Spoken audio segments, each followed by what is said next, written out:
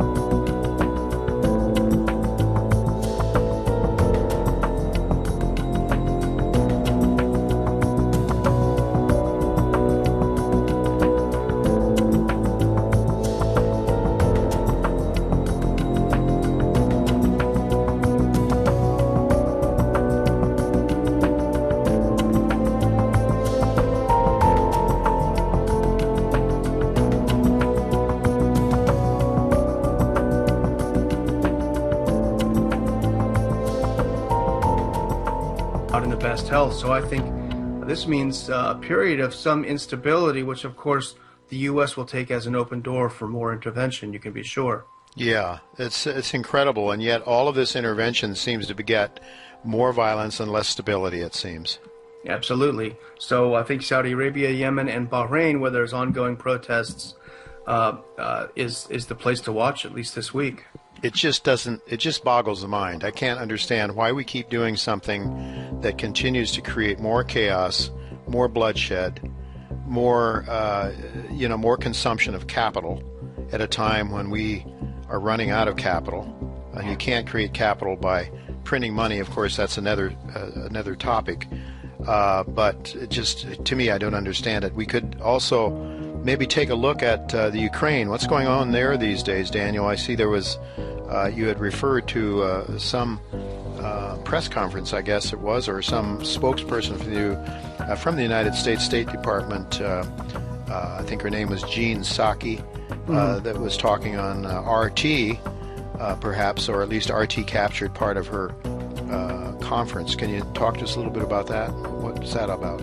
Well, yeah, as you know, the tenuous ceasefire that wasn't really a ceasefire from September on has really been fully broken this past week. And the U.S.-backed forces from Kiev have been shooting some heavy weapons, some rockets into civilian areas in eastern Ukraine, and they've killed quite a few additional people. There was a bus stop that was hit yesterday or the day before, and I think about 17 people were slaughtered as they waited for the bus. Of course, there were no marches in Paris for these victims because they were killed by U.S.-backed guns. Right. But it looks like the ceasefire is done. President Poroshenko, who's the U.S.-backed president of Ukraine, said this past week that he will take back eastern Ukraine by force and force it to be Ukrainian again. So pretty strong words. The U.S. government has announced this week that it would send U.S. troops to Ukraine to start training the Ukrainian military. Oh, there we go again. That's the big news. And this is really another example of the U.S. speaking out of both sides of his mouth, because the U.S. is claiming now that there are thousands more Russian troops entering Ukraine with heavy equipment, tanks, rocket launchers, and this sort of thing. All of this for which they've provided zero evidence. They've provided no satellite photos or evidence for these claims, but we're supposed to believe how horrible it is that Russia is involved in this unrest next door, and how they have no right. But then on the other side of the mouth, the U.S. announces that it's sending in its own military, and it's sending in its own military equipment to help its side in the conflict. So it's just a hypocrisy. So if it's wrong for Russia to do it, why is it okay for Washington to do it? Well, here's the thing, Daniel. You said no satellite evidence. I'm an old guy. I've been around. I was around a young man during the Cuban Missile Crisis, and I remember very clearly seeing satellite images and satellite pictures. It was shown on television to show that supposedly that the Soviets were taking the missiles out of Cuba after Kennedy stared down the Russians, the USSR. You would think at that time, when there were far fewer satellites in the air, they could do it then. Why do you suppose we're not given evidence of all of these things that are supposedly going on? You go back to the crash of the airline that went over the Ukraine. There was satellite stuff available. You would think, my goodness, we got satellites everywhere now. Why are we never given any of this evidence? It's just sort of a trust us. I'm from the government and I'm here to help you, I guess. Yeah. It's interesting. A very astute reader of the Ron Paul Institute stuff, Brian, I won't say his last name because I didn't have his permission, he sent me a very interesting email and raised a great point.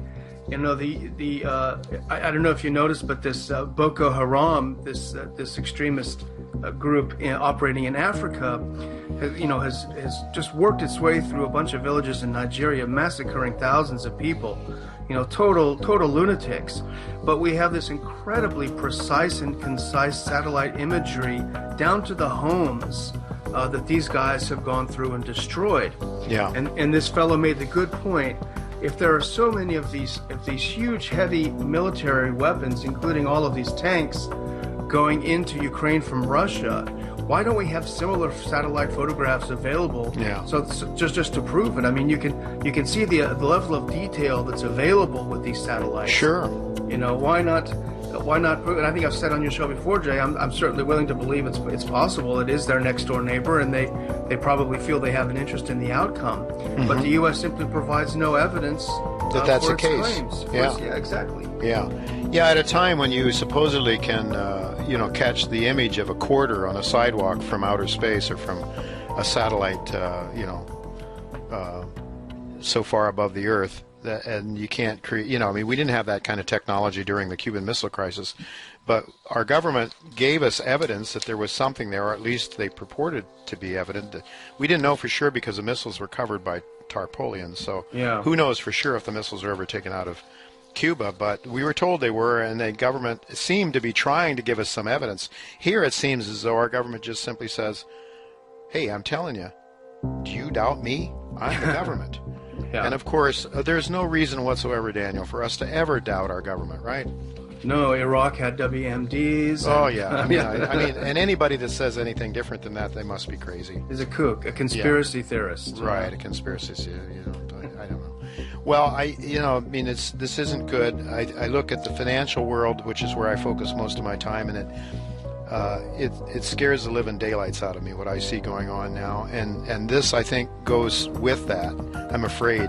I just see increased chaos in the financial markets, increased chaos in the geopolitical arena, and we just have to hope and pray somehow, some way, cooler heads will prevail, and we'll ratchet this somehow, that we'll back down from this. It seems like some people, the neocons, are absolutely hell-bent on having a war, and I don't know, I can't see it any other way. Can you?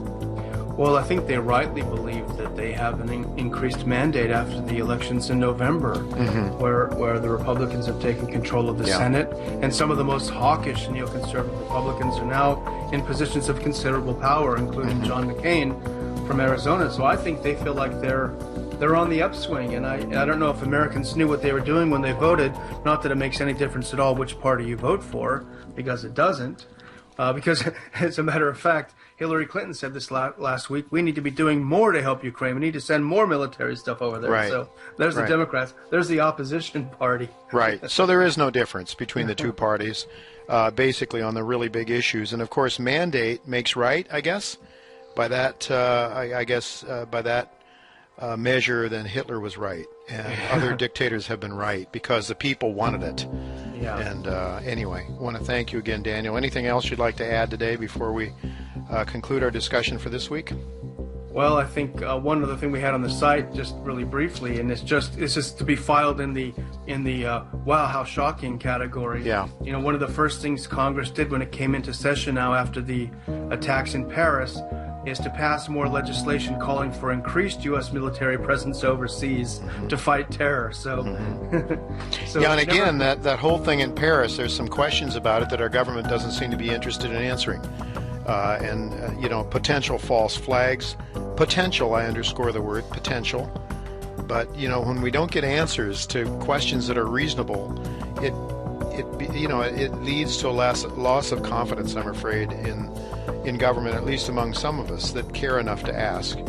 I know life is difficult. People have to struggle just to put food on the table and keep busy.